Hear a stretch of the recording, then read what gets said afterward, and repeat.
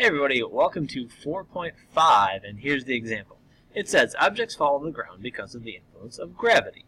When an object is dropped from an initial height of d meters, the height h after t seconds is given by the quadratic function h equals negative 4.9 t squared plus d. If an object is dropped from a height of 1,000 meters, how long does it take for the object to fall to a height of... If the object is dropped from 1,000 meters, how long does it take for the object to fall to a height of 750 meters, 500 meters, and how long will it take for the object to hit the ground? Okay, so first of all, we know that this is a quadratic. We know that the plus d, all it does is move the graph up or down. We know the negative right here is going from, instead of having it be a parabola that looks like that, the negative is just going to flip it across the x-axis. So that means it's going to be opening down, and the 4.9 just kind of changes a little bit of how skinny or wide it is, and we're going to get to this number a little bit later on how that works. But for now, we really need to know that gravity is the thing that pulls it down 4.9.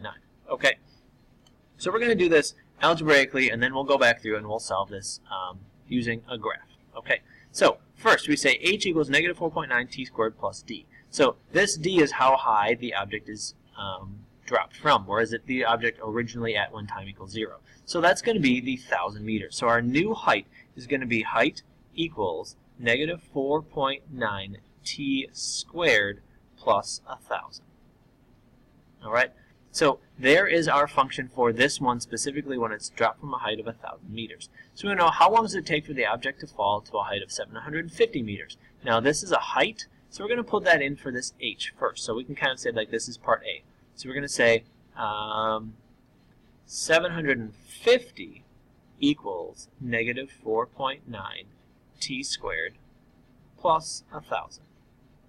Okay, so now what we're going to do is we're going to subtract 1,000, and you end up with negative 250 equals negative 4.9 t squared. Now if we want to solve for t, we're going to have to divide by negative 4.9. Divide by negative 4.9. The good news is this negative and this negative cancel out, so I should get a positive number. So negative 250 divided by negative 4.9 gives us an answer of 51.02040816. I'm just going to write this down as about 51. So we have about 51 is about equal to t squared. Now when I take the square root, I should end up with the square root of 51 equals t, and I should have a plus and minus. Right, and it's going to be about 51. We know there's some extra stuff. Now, do I really need the negative? The negative just means, if we're talking about time, negative time. That doesn't really make much sense here, so we're only going to worry about the positive. So what I'm going to do is I'm going to take the square root of my answer, and I get 7.14. When you're taking the square root, please use all of these numbers. Don't just round it to 51 and then round it again. We're going to get some slightly different answers. Alright, so we have about 7.14. We can round to the nearest hundredth. I think that's okay, especially if we're doing what time. We have tenths, hundredths of a second. That's about as accurate as we can get as humans as far as time. So 7.14 seconds. So we can say about 7.14 is about equal to t. So it's going to take about 7 seconds to go from 1,000 meters to 750 meters. Alright, so now let's do the next one. What happens about 500 meters? So it's going to be the exact same thing. We're going to have 500 equals negative 4.9 t squared plus 1,000. And that is a squared. That's a little bit better. Okay, so subtract 1,000, you end up with negative 500 equals negative 4.9 t squared. Alright, so we're going to do the exact same thing. And because I'm just going to do 500 divided by 4.9. Because I know the negative divided by a negative is going to give me a positive, I can just do the positives. And I get 102.04. So I get about 102 is about equal to t squared. Again, if I want to take the square root of both sides, I don't need to worry about the positives and negatives because we're only worrying about time. So if I take the square root of this whole thing, second square root of my answer, we get about 10.1.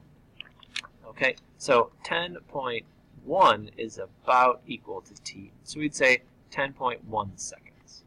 Alright, and then we say how long until the object hits the ground. So what we can do now is, let's just move this over a little bit, and we say the object hits the ground is going to be part C when we get to 0 equals negative 4.9 t squared plus 1,000. That is a plus. There we go. So then we end up with negative 1,000 equals negative 4.9 t squared. Okay, divide by 4.9 again. So we have 1,000 divided by 4.9. And we get about 204, 204.1. So right as I'm writing this here, I'm just writing it down just in case I lose track of what number I have or what I'm doing, because this is just keeping track. The calculator has more exact. This is just kind of a guess. Okay, so we can say t is going to be about equal to, take the square root of this thing, and we get 14.29. So we can say t is about 14.29. So it's going to take about 14.29 seconds for it to hit the ground. Alright, so what we're going to do is, why don't we just look at this graph real quick. If we go to the graph, I have graphed y equals negative 4.9 x squared plus d, and the d is 1,000. Okay, so if we go here, we can say, I'm actually going to graph another one. Let's just say y equals 750. Okay, and I don't want that to be a capital. There we go. So y equals 750. This is where it equals 750, and so we can say it reaches 750 meters at 7.143 seconds. And is that what we had for the first one? Let's go over to here. And we said 7.14. And here we have 7.143. So did we have the same answers? Yeah. Okay, so if we change it from 750, the second question was 500. So we go through and we say right here, 10.102. We had our answer of 10.1, pretty close, right, as we rounded. And the last one was, when did it hit the ground, right? And so that, I'm just going to move this over a little bit. When does this hit the ground? It's at this spot right here, 14.286. When we go through and we found 14.29.